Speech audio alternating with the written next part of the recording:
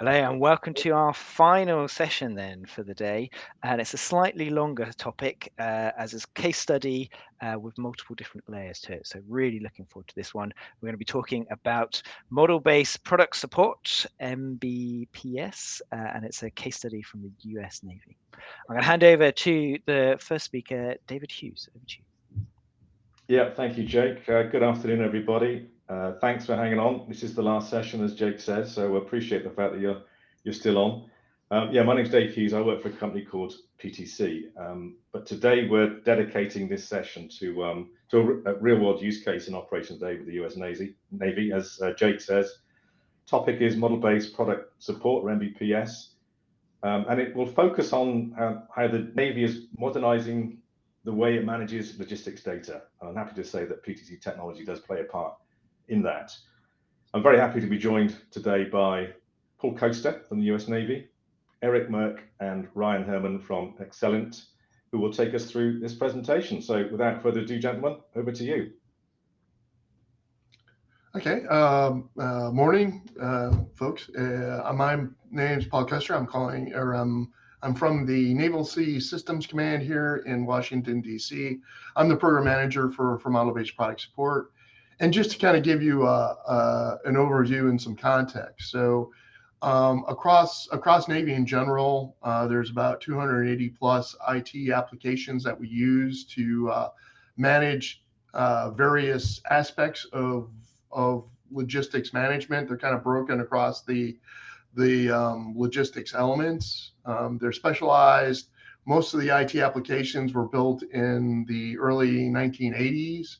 So they're old, they're not cyber secure, and there's no way for the Navy to currently manage digital threat and manage digital engineering models holistically. So an effort was started back in the probably about mid 2015, 2016 timeframe to start addressing this issue.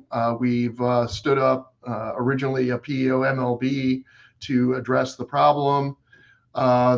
We've had some organizational changes recently, so now we're actually part of what they call a direct reporting program, a DRPM, which is now, I believe it's the acronym is DRPM MILE, which stands for Manpower, IT, Log IT, and ERP applications.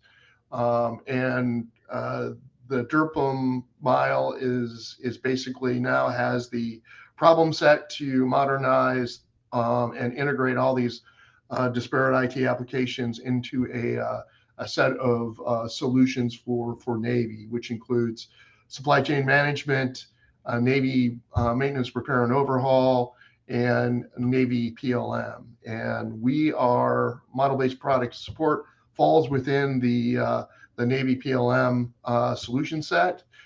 We, as I said, we're the maritime component. There's a partner with us, which is Aviation PLM, and they're the solution for the aviation side. But between us and Aviation PLM, we compose the Navy PLM product line and solution. So even though we're kind of going down, it looks like we're going down two different paths. We're actually developing an architecture and a set of standards for all of Navy under PLM. So that kind of gives you the overall context. And I'll throw it to Erik and Ryan to give you more specifics, but wanted to provide an overall context on where we are. Over. All right. Thank you, Paul. Just to give you a quick idea of what we're going to be talking about, Paul gave a great beginning point of understanding that. I'm going to give a little bit more lockdown, if you will, from the overarching goals for the Navy for everything Paul just talked about to bring it into an MBPS focus, which is where we can talk about a lot of the success we've had to date. And then Ryan's going to get into some of the specifics of MBPS, and we have a demonstration here at the end. So go ahead and go to the next one, Ryan. All right, thanks. So as Paul just said, there's a lot of efforts across the Navy to do a significant level of digital transformation. And what you're looking at here is kind of an OV1 for those of you who are, if we get into too many acronyms, apologies in advance, an operational view from systems engineering perspective, high level of all of the things that the Navy is trying to modernize, as Paul said, the 280 disparate systems, all of the legacy technical debt and all of those types of things. And what is trying to be accomplished across the Navy writ large is moving that logistics IT solutions into core capabilities and modernized topics. So in addition to the product lifecycle management stuff that we're going to focus on today, part of this is also about enabling that end warfighter fleet maintenance and supply chain health operations. So that's that where you see that NSCM and naval maintenance repair overhaul efforts that are underway. And what you notice here is that we're talking about from the cloud to the edge. Obviously, when we talk about the Navy getting all of that information into those disconnected states and places where your network environments are just not as robust for data transmission and all of those things in live streaming of model data or technical data or other pieces of information, that reach back is just very complicated and not always as reliable as you would like. So solving that edge piece as well as part of that. The other part of the overall picture that the Navy is trying to go towards here, you see it under the term LIDE, but integrated data environment. So all of the things that say you have all of this great information, what does it mean? How do you improve your decision making? All of that. But what we're focused on today is, as Paul mentioned right now in the intro, and that was very basically set the stage for us really well, is looking at the PLM piece. Because if you think about the core of a digital thread, the important piece that has to happen first is you have to have the proper configuration management, and you have to have the proper source of truth information to filter out to all of those edge states and be able to connect that back for the actions performed across any activity against what was intended to understand that you are on the right track, or if you're not, how to be able to correct that action. So that's really what we're trying to look at here. If you go to the next one, Ryan, what I want to do is just kind of give a breakdown, and Paul did a great intro of this. Within the PLM program for the Navy, they are focused on a few core things. So you talk about change management. So you're going to talk about configuration management and all of those things. Product structure management, how your weapon systems that the Navy acquires and buys and fields are meant to be configured, all that traditional breakdown of parts information, substructure, systems, subsystems, all that. And then, of course, technical data management. So all of the drawings, all of the technical publications, potential tech directives, changes. And the one thing I do want to point out on this graphic is this is at all levels of Navy support. This is not just someone in a back office who needs this information. It is taking in information from your industry partners or organic activities and having that information go to the shipyards, on the aviation side to the depots, and then having that information also be properly made available to your squadrons, to your ships in the fleet, and make sure that they have all of the necessary maintenance information, suggested plans, technical data to support it, make sure they understand what parts they need, what tools they need, all of that information. And that is what MBPS is successfully fielding and making available to the fleet today. Going to the next one. At this point, I am going to turn it over to Ryan. Just a quick note, and Paul, I think, mentioned it at the beginning. We have a note on here about the date. However, MBPS has been live for much longer than that. We did a recent migration that Ryan's going to go provide a little bit of detail for here, but really what we're talking about here is a system that has been live in production serving the fleet for a number of years, and we're going to get into some of the details from there. So Ryan, over to you. Thanks, Erik. This implementation of PTC's Windchill product is an interesting one. The scope and scale of it is unique because of the large data sets that we're dealing with and the mission that we're servicing. Essentially, the data that is managed by this system directly supports maintenance of the naval fleet. And it also supports other enterprise systems in predicting whether certain systems are needing to come under maintenance, and it helps logistics tail, ensure that the right parts are at the right location at the right time to service these vessels and keep them operational. Um, the other kind of future side of this is being able to use, again, that same data to know which weapon systems are available on which vessels in which part of the world when a situation arises with a specific mission profile. What things are in theater or close to theater to be able to service those mission profiles. Knowing that you have 10 weapon systems on a particular vessel, but 4 of them are down for maintenance, you may not meet the mission profile in that theater, and you may have to move other assets to that area. So all of the data we're managing in Windchill supports all of those systems in aggregating the information to get it to the decision makers. As you can see here, I mean, our part structures that we're supporting for the configuration are vast. Millions of parts make up an aircraft carrier, as an example. So the we're really pushing the system from a performance standpoint in the quantity and volume of data and volume of transactions that we're seeing every single day. Couple points here that I think are interesting. The Navy started out with version 12 of Windchill, and we're currently working on an upgrade to Windchill 13.1, which will lay in some additional capability and security for the data that we're managing. In March of 2025, there was a shift away from a SaaS offering that was hosted in a commercial GovCloud instance to a Navy-owned GovCloud instance, which has enabled some additional security and future-proofing for this particular system.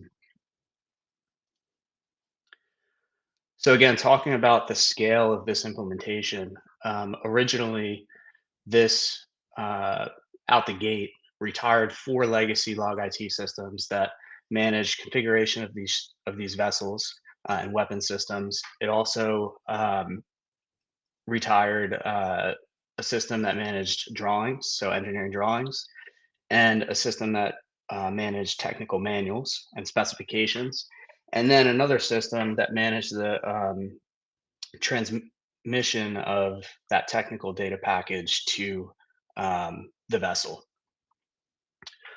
Today, we're live in production, supporting over 5,000 active users. I think we're actually up over 6,000 as of today.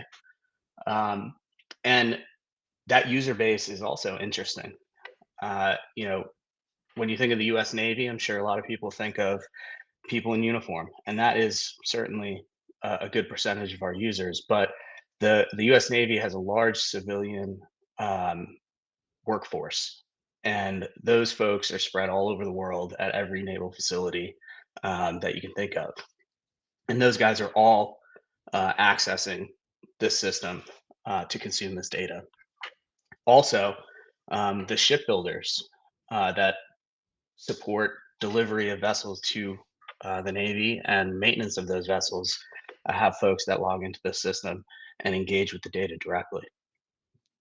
So it's a vast community of stakeholders that are not just government. And it leads to some interesting conversations as we continue to enhance the system and add capability and drive efficiencies for all of those communities.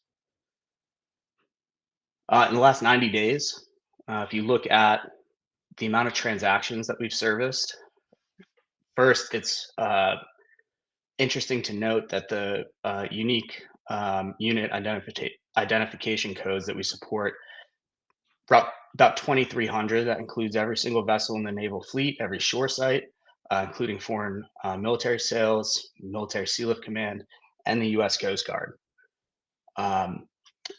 The technical data that is managed in the system is actually spread out over 359 libraries in the system that support all of the different technical data.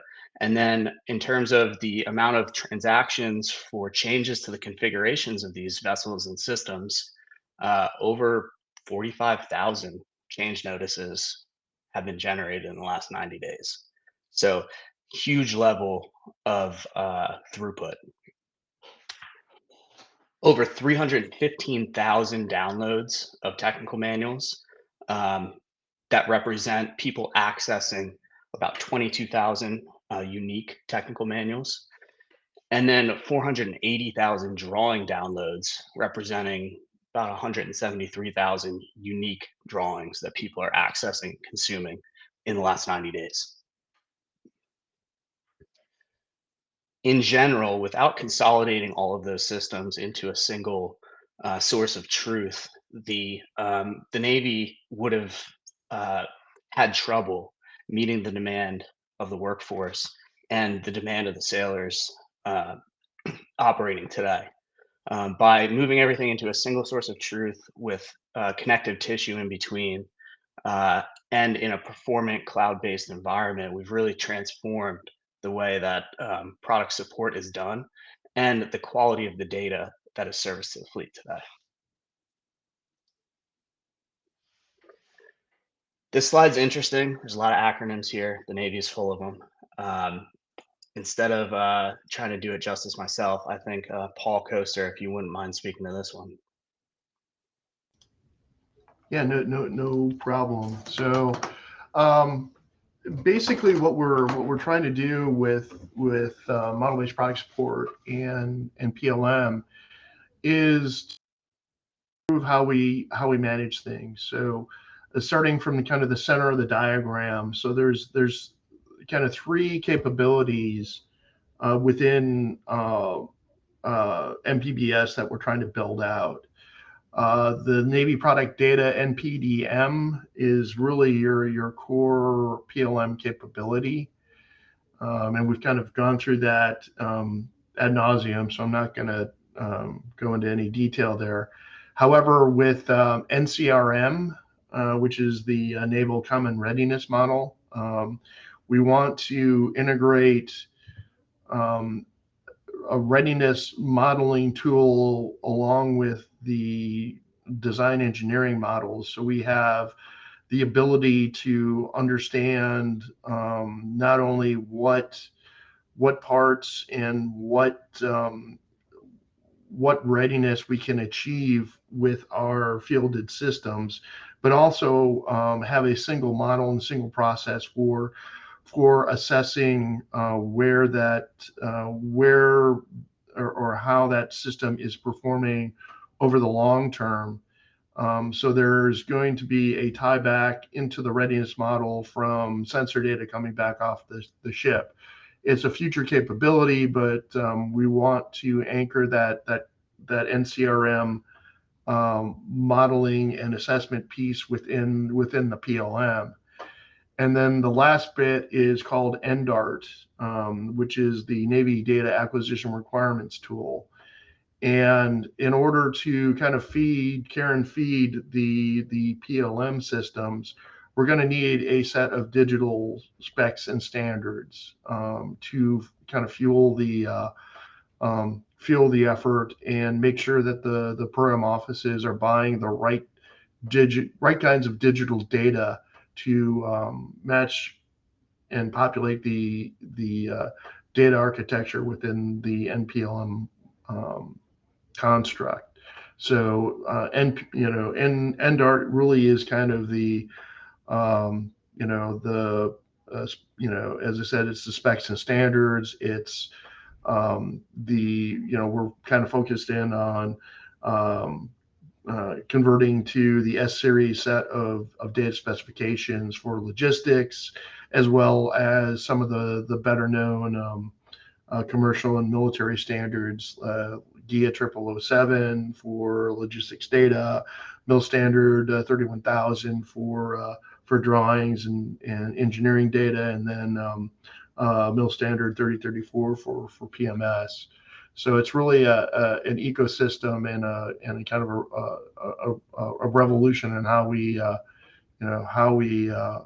procure and sustain our weapon systems. And then the stuff on the side in the gray box is kind of our tactical plan on what applications we're replacing and attacking on the maritime side. So right now, we've already converted the core tech data and drawing systems and merged that data into with the configuration data within CDM DOA. So that's ADIS, NESDR, TIDMIS, and CDM DOA that's been replaced. Our next capability build is going to focus in on the provisioning and readiness applications. So ICAPS, OPIS, parts BPS, and other applications that are used to support parts provisioning and readiness modeling are going to be integrated into the MPBS solution. That's a lot to take in, and but that's a summary of the slide. So I'll kind of throw it back to Ryan to go through the rest of the slides here. Yeah, absolutely. Thanks, Paul. So Paul mentioned the 4 systems up top here. CDM DOA essentially had all the configuration data in it. TIDMIS had the technical manuals. ADIS did the tech manual distribution or transmission to the vessel. And then JEDMIX is the software. And then there's a couple branded instances of JEDMIX, one of which was called NESDR, which housed the drawings. Inside of MBPS, or the Windchill PLM system, how is this stuff organized? And everybody's implementation of Windchill is unique, including the Navy's. But the way that we organize the data for the configuration side, we have ship class libraries that have everything that's common between a class, and then we have individual products that represent each hull or ship. And that houses the product structure breakdown that includes every system that's installed on that particular vessel. And then we have the individual pieces of equipment that directly tie into like what would be in an ERP system. That information is fed into the system, and then those are linked to the product structure breakdown from the libraries that those are stored in.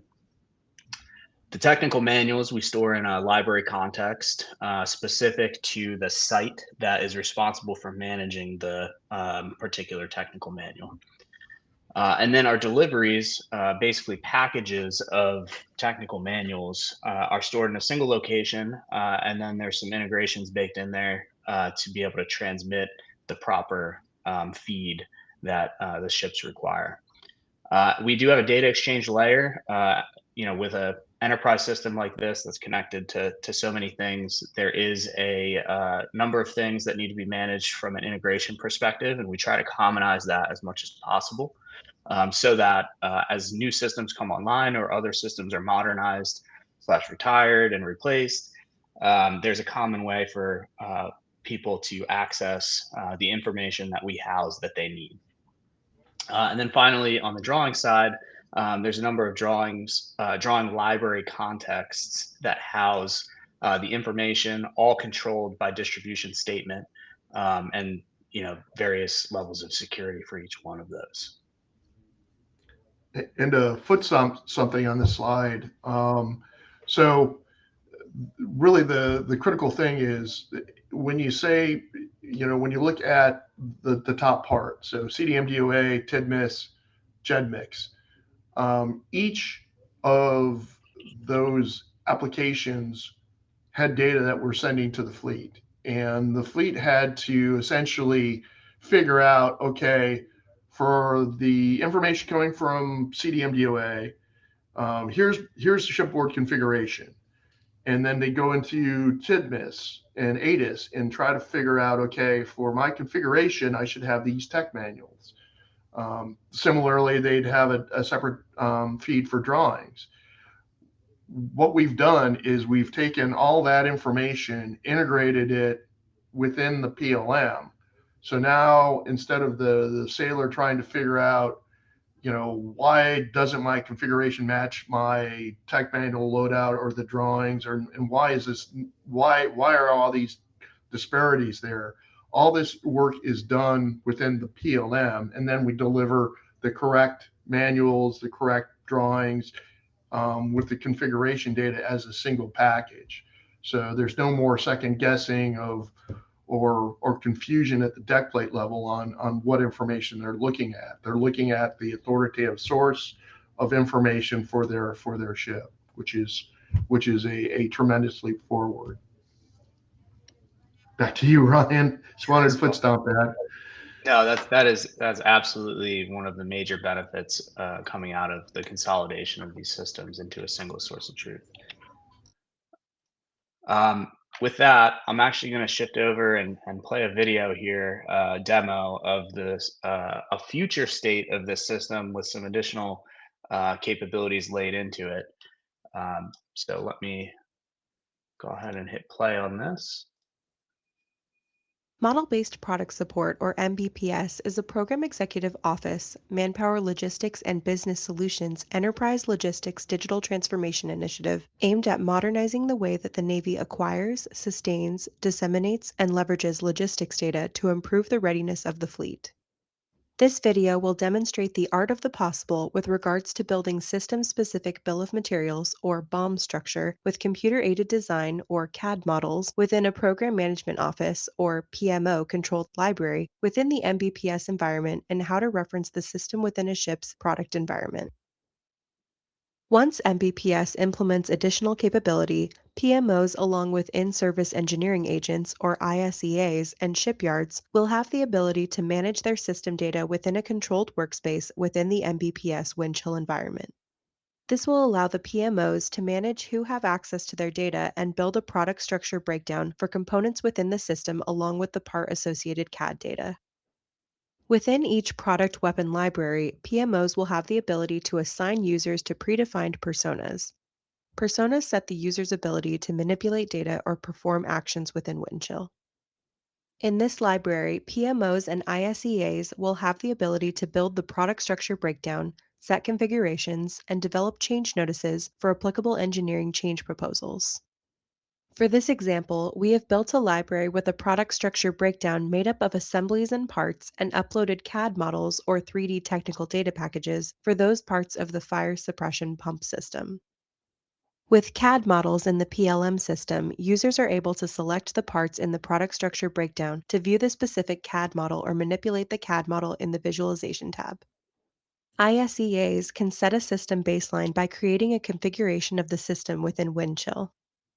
With a configuration established, the configuration data managers are able to associate the configuration with a specific ship or UIC as seen here in DDG 125.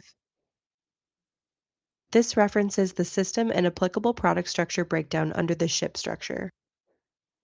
When engineering change proposals, or ECPs, need to occur to change the product structure breakdown, ISEAs can generate change notices within Windchill to make the necessary updates to the parts within the product structure breakdown.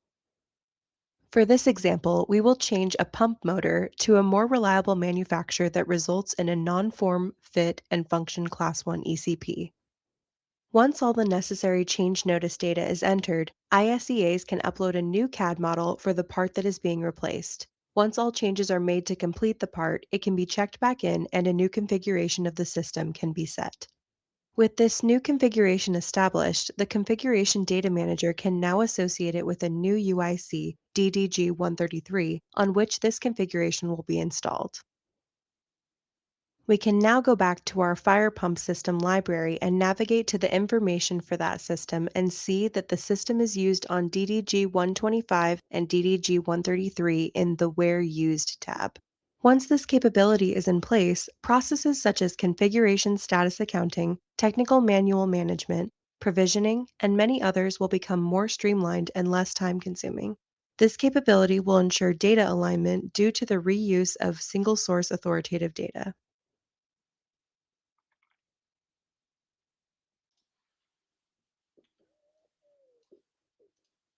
Okay, and with that, I think we're into any questions that folks may have.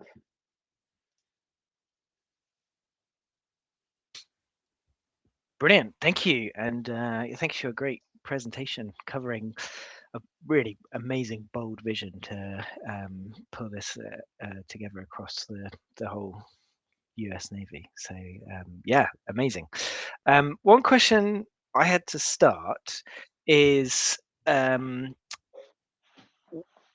what we kind of the system we talked about, very good from a systems engineering point of view, doing it the right way. But is there an element to today? It's quite probably a mandralic process to get all the things that we need. We talked a little bit about in the rest of the conference around the potential applications of AI in a few other areas where it's still, still maturing, but it's coming together. As part of that future vision that you're envisaging, how could AI support that or reduce some of the mandralic elements to make it even easier to keep things up to date? Yeah, I'll take that first. So I think in general, AI, in terms of helping consumers navigate the data, has huge potential. The aggregation of data or how you report information out of the system, um, it takes some finesse in terms of how you're searching for the data, how you're returning the data, and organizing the data.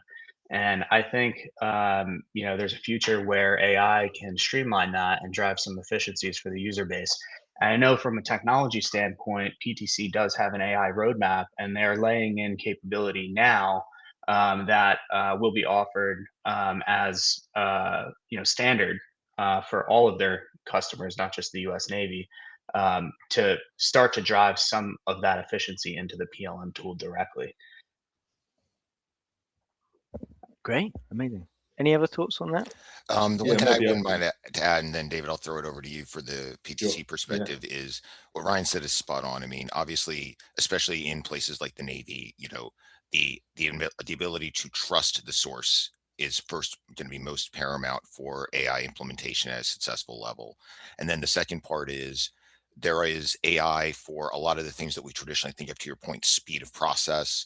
Once we have a confirmed process, if you think about traditional AI ML standards, and then you get into a much larger conversation about things like legacy data alignments and things that, to your point and to Ryan's point, are much more manual than we would prefer today, and where really smart learning tools and really smart understanding is going to be critical. Obviously, there's going to be, just like in any conversation around AI, there's going to be a conversation between level of confidence and what your allowed point is for, is it, if you're 95% confident the result or 95% accurate, is that the right level of fidelity? Obviously, in warfighter readiness situations, we may need to make the decision that more than that is necessary. So there would be an augmentation still or verification of the AI work from all of the subject matter experts that understand really what they're trying to do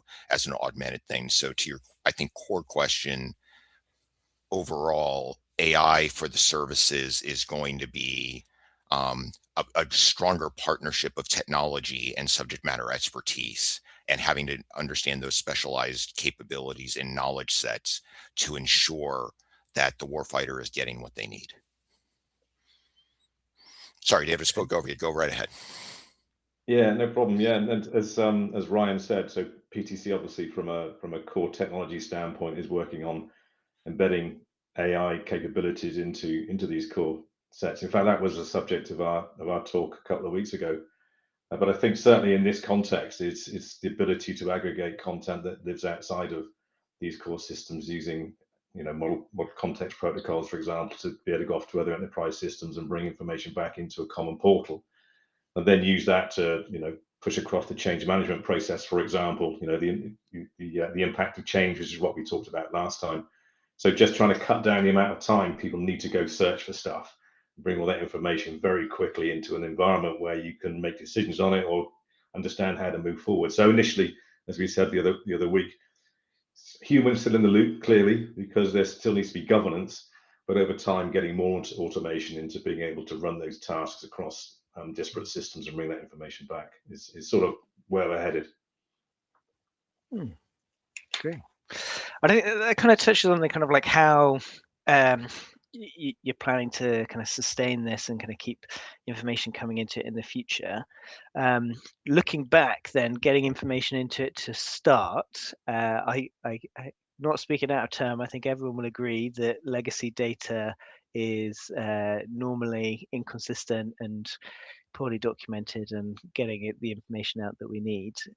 So I wondered how you approached any kind of problems with data quality in the introduction of this. How do you overcome the challenge? Did you have to introduce some data governance to support that?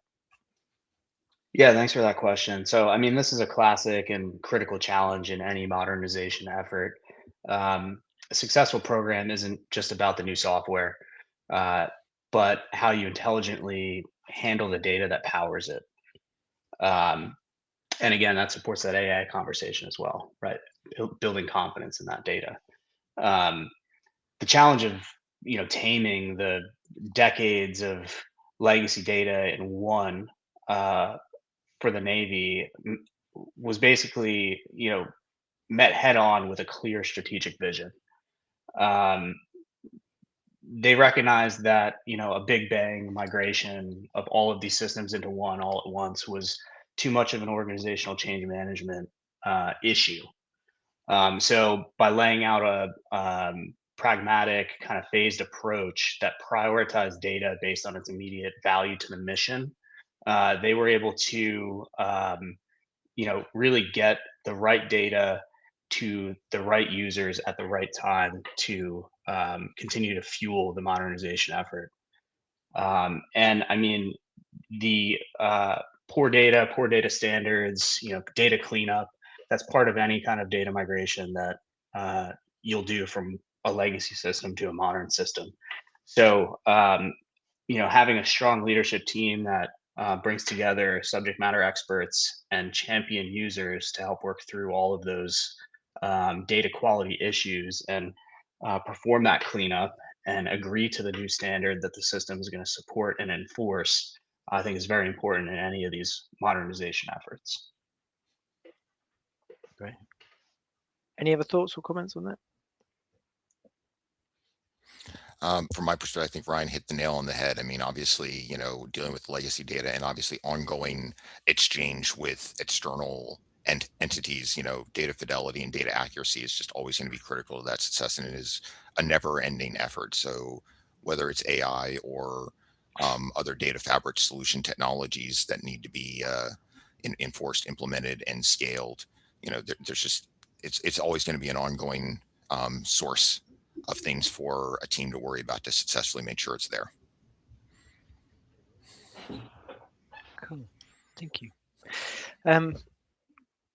Final question, I think then, unless there's any more coming through from the chat. If there are any other groups, navies or operators looking to embark on a similar journey, what would be your kind of like core learning points or top tips each, or around the cultural change as well as the technical change that you've been through? Yeah, Paul Koester, you want to take a shot at this one first? What's the question? What tips would you give if there was another operator or another navy looking to embark on this journey? What tips would you give them, or advice? Yeah, Ryan, what's the question? Yeah, sorry, we might be having an audio issue here, but just looking for tips for other, large enterprise navies or shipbuilders that are looking to undergo a similar transformation or modernization effort. What are some core things that you've learned, Paul, that would help the next enterprise going through this journey? Yeah, organizational change management is critical, and leadership buy-in from the top down is absolutely essential. I think we started with really good advocacy, and kind of that waned during the implementation. Now we're kind of coming back full circle, but really leadership has to be in there for the long haul. And as I said, with the Navy the organizational change management piece and getting comms out to all the users across all the activities at Navy has been a challenge, but at the same time, it's been good that we've been able to establish a set of change agents and place them in key places across each activity to help ensure that the communication between the users and the program office is in place. And as I said, you got to be really aggressive on the OCM side. Over. I'm going to just reinforce one of those points too. I mean, I think, the Navy really took a human-centered approach to the rollout of this to overcome resistance from end users and, drive faster adoption. They engaged with their user community directly through workshops, design sessions. They made them partners in building their future workflows rather than just recipients of the new tool. And this approach turned their most knowledgeable power users from potential creators of like a shadow IT organization working against them into their most effective champions. Also, with the training that comes with that, keeping it role based and outcome driven was a huge success for the Navy. Not just here are the clicks in the system that you have to do to get a result, but wrapping in the full end-to-end business process into that training, I think was very successful in driving user adoption. Brilliant. Thank you. Any other final words then, or should we close on that? Great. I think that's it. I'd just like to thank all of the speakers today for a great talk, and what a great one to finish us off on. So thank you. For those of you who can stick around, I'll be on the final session in a few minutes or a few seconds, just to wrap up the day and the conference. So thank you again to our speakers. Thank you very much.